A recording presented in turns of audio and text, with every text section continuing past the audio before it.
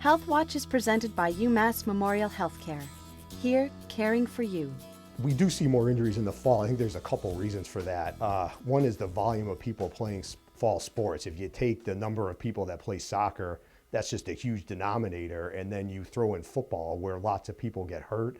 I think that the combination of those two things lead to a lot of injuries in the fall. Are there certain injuries more prevalent in the fall? Particularly because of football, as you see a lot more head trauma in the fall than you see in some of the other sports. You can see head trauma consistently in football, and then you see some in soccer as well with people heading the ball. It's still very hot outside in the early fall, so how should someone prepare for the heat? You want to start drinking fluids before you participate. You want to make sure that you're taking in fluids all through and even afterwards.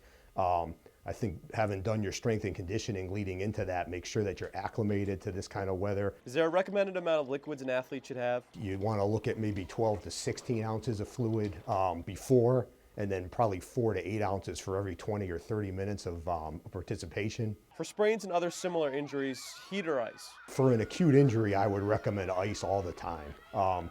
Most of these injuries are going to be accompanied by some inflammation. You're going to see swelling and bruising, and the ice will help to control that. Are head injuries and concussions more common in the fall? You immediately think of football and hockey usually when you think about head trauma. In soccer, there's definitely some evidence that repeated heading of the ball may result in head injury. In field hockey, it's going to be a little more random. You're going to get hit in the head with either a ball or a stick. But this is something we've become more aware of as we've become aware of the risk of concussion. If you go back even 10 or 15 years, people felt like it wasn't a big deal to have a minor concussion. Turns out that was probably not the right way to approach things. So I think we're becoming more aware of head trauma in general.